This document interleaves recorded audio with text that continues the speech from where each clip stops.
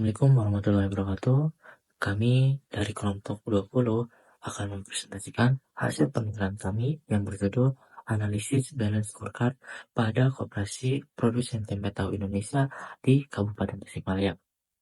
Nah, presentasi ini akan membahas kinerja koperasi Kopti Tasikmalaya menggunakan 4 Extip Balance Scorecard, yaitu ada keuangan, pelanggan, proses internal, dan pembelajaran dan pertumbuhan. Langsung saja saya serahkan kepada teman saya, Indra, untuk memaparkan bagian pendahuluan. Koperasi di Indonesia termasuk Kopti punya peran penting dalam ekonomi lokal, terutama sebagai penopang usaha kecil dan ketahanan pangan nasional. Dalam penelitian ini, kami menemukan bahwa Kopti memiliki peluang besar karena tren konsumsi tempe dan tahu yang meningkat didorong oleh gaya hidup yang sehat. Namun, koperasi juga menghadapi tantangan seperti rendahnya adopsi teknologi digital dan pemasaran yang masih tradisional. Balance Scorecard atau BSC kami pilih sebagai alat analisis karena mampu menilai koperasi dari 4 sisi, bukan hanya keuangan saja, tapi juga aspek pelanggan, proses bisnis, dan juga pembelajarannya. Tujuan penelitian kami adalah mengevaluasi kinerja Kopti dan memberikan rekomendasi strategi yang lebih modern dan efektif. Kami melakukan penelitian di Kopti Tasikmalaya pada bulan Februari sampai dengan Maret 2025. Metode yang kami gunakan adalah deskriptif kualitatif dengan data primer dari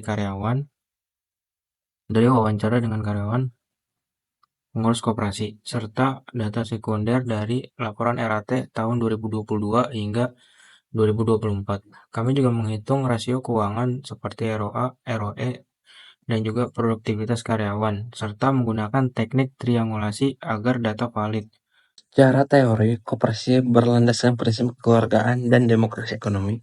Dalam penelitian ini, kami menggunakan konsep balance scorecard menurut Kaplan dan Norton yang mengukur kinerja dari 4 perspektif. Yang pertama itu ada keuangan. Keuangan koperasi adalah aspek penting dalam pengelolaan koperasi yang mencakup semua aktivitas yang berkaitan dengan pengumpulan, pengelolaan, dan penggunaan dana koperasi.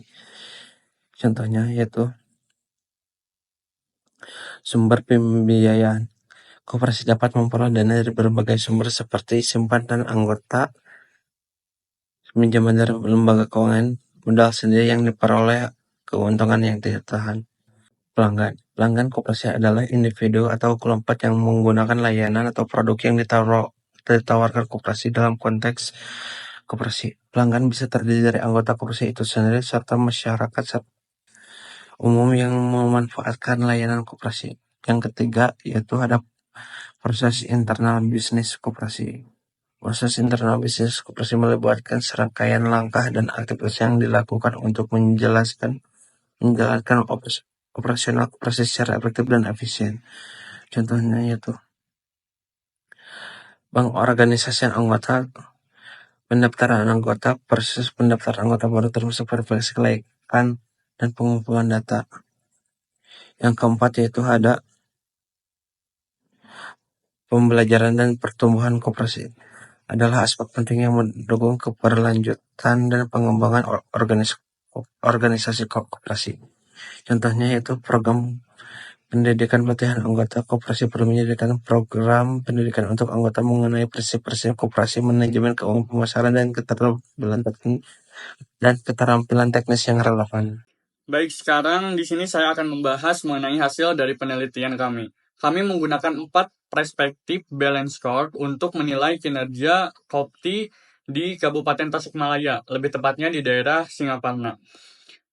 Di antaranya yaitu 1. Keuangan, yang kedua pelanggan, proses internal, serta pembelajaran dan juga pertumbuhan. Nah, perspektif keuangan. Pertama kita lihat dari sisi keuangan. Indikator utama yang kami gunakan yaitu adalah ROA dan juga ROE. Nah, pada tahun 2023, ROA koperasi tercatat sebesar 9,96%, namun di tahun 2024 turun menjadi 7,38%.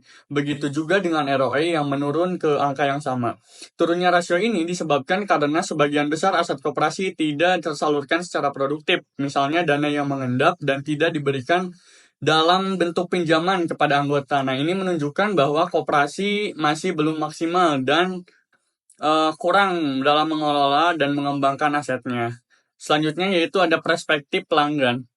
Di sini kami menggunakan dua hal, yaitu tingkat retensi anggota, yaitu seberapa banyak anggota yang tetap setia atau tetap loyal, dan tingkat akuisisi anggota baru. Nah, hasilnya tingkat retensi anggota meningkat dari 100% di tahun 2023 menjadi 109,26% di 2024.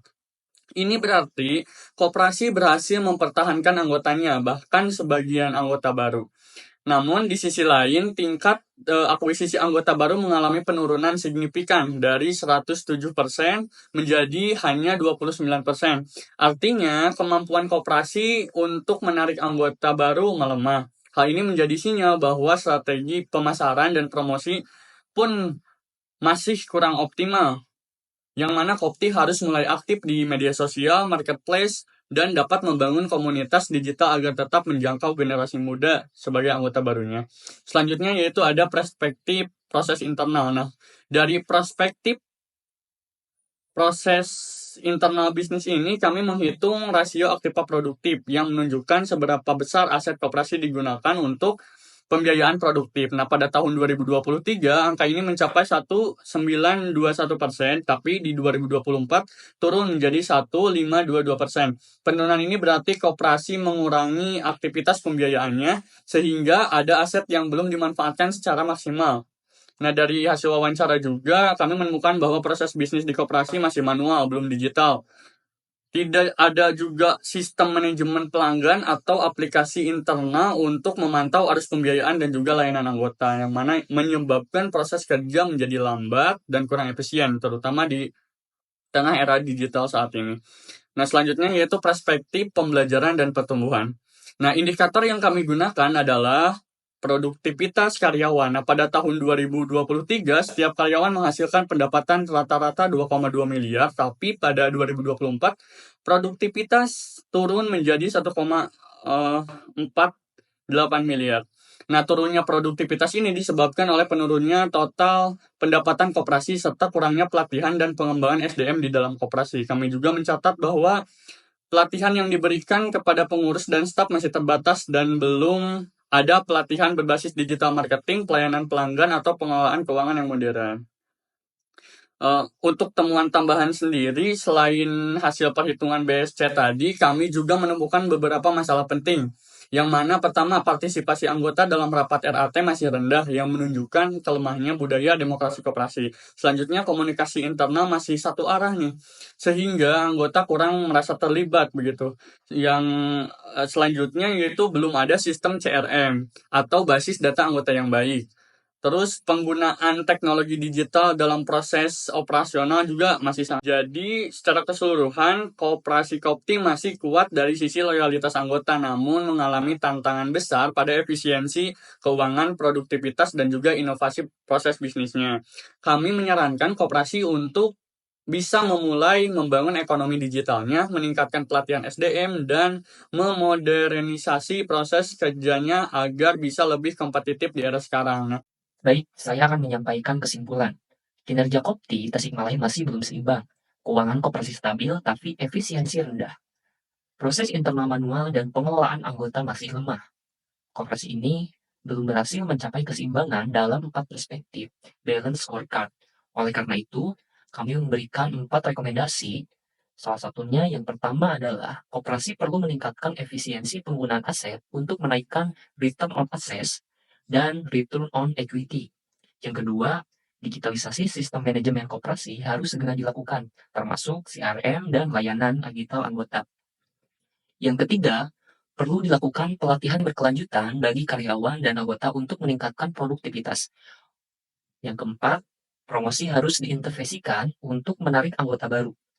Terakhir, Kopti perlu menerapkan sistem pengukuran kinerja berbasis balance scorecard secara rutin.